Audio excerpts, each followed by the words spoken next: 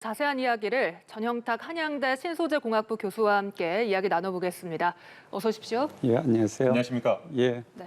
앞서 리포트에서도 보셨습니다만 예. 연일 정부가 이 반도체 산업 육성 그리고 반도체 인재 육성을 강조하고 있습니다. 예. 4차 산업시대에 왜 반도체인 겁니까? 사실 산업혁명이 1차, 2차, 3차, 뭐 디지털 때 3차 했는데 이제 4차 이제 모든 것이 융합하는 데로 왔거든요. 네. 그러면 이제 여러분들 아시다시피 자동차도 자율주행으로 가고 요즘 또 코로나가 일어나면서 그 갑작스럽게 데이터 센터들이 엄청나게 늘어나기 시작했어요. 그래서 우리가 생각했던 것보다도 더 빨리 반도체 시장이 굉장히 커지고 있고 거기에서 우리나라가 그 메모리 반도체만 한다면 전 세계의 50% 이상을 하는 굉장히 중요한 나라도 됐고 또 네. 앞으로 한 2030년까지는 지금 시장에 한 2배 이상 커질 거라고 예상을 하고 있습니다. 그러면 우리나라가 전 세계에 주는 임팩은 앞으로 더 굉장히 커질 거라고 생각을 합니다. 반도체가 저희들 흔히 생각할 때 뭐 첨단 장비에 들어갈 것 같다라는 느낌은 있는데 예. 구체적으로 좀 시청자 여러분들이 듣기 좀 가깝게 좀 예를 좀 들어줄 수 있을까요?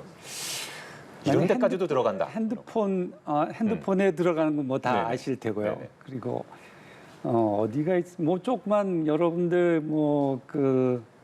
그러니까 뭐 커피포트라든지 그런 데도 자동으로 온도가 센서가 있어가지고 네네. 거기도 조그만 반도체가 들어가 있고 뭐 네. 반도체가 없는 데가 없을 거라고 생각을 합니다. 네. 그렇군요. 예. 그런데 산업계에서는 반도체 인력이 부족하다 이런 소리가 나오고 있습니다. 실제로 어느 정도로 부족한 겁니까?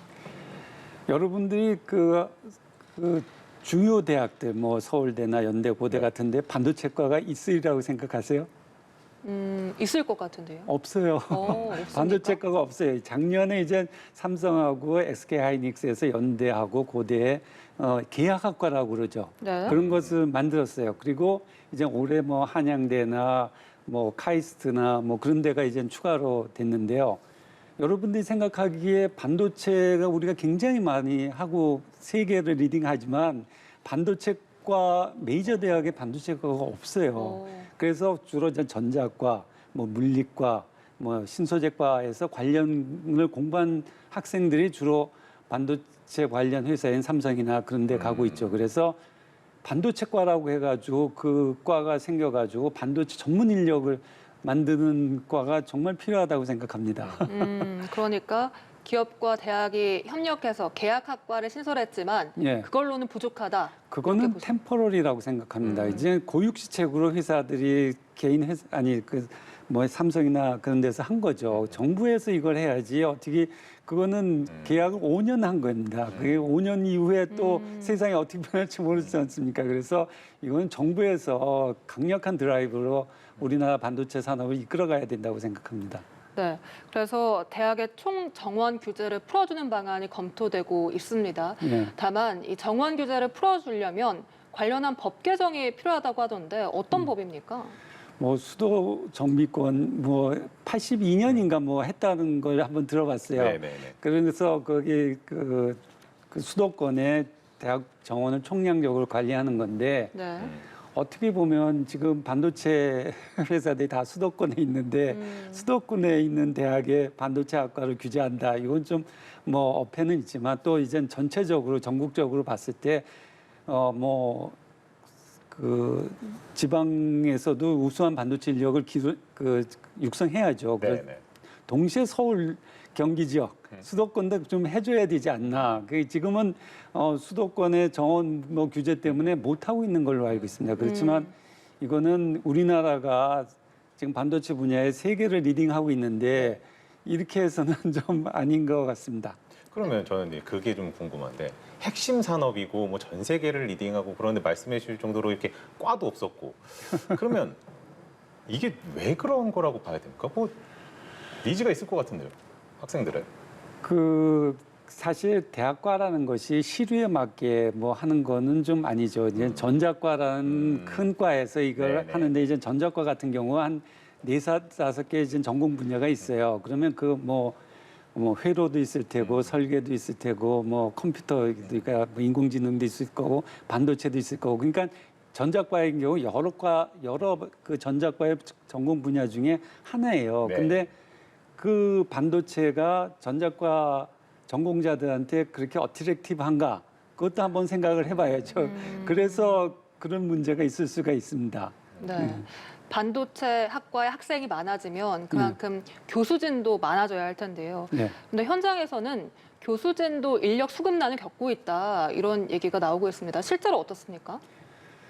교수 가장 중요한 것이 이제 학생 과가 있으면 이제 교수 충원도 해야 되고 그런데 저는 그 보는 두 가지 그 포지티브한 면, 네거티브한 면을 본다면 이제 네거티브한 면은 이제 지금 반도체과가 막 우후죽순은 막 생기면 거기에 따라서 우수한 교수 인력이 충원이 돼야 되는데 그것이 힘들 수가 있습니다. 지금 우려하신 대로. 그렇지만 또 포지티브한 면을 보게 되면 우리가 40년, 30년, 40년 동안은 반도체를 해왔어요. 그리고 그 반도체에서 연구하시고 퇴직하신 분들 같은 경우 엄청난 기술력을 갖고 계신 분들이 있거든요. 그런 분들을 그러니까 이론은 기존의 교수라든지 그런 분들이 하고 실구이 같은 경우는 그런 이미 퇴직하신 분이라든지 엄청난 포텐셜 갖고 있는 분들이거든요.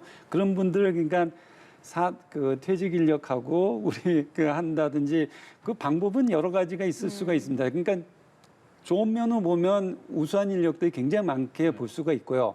조금 좀 네거티브적으로 보면 뭐 지금 우리가 하시는 대로 지금 과가 이렇게 많으니까 교수 인력이 모자란다라고 볼 수도 있을 것 같습니다.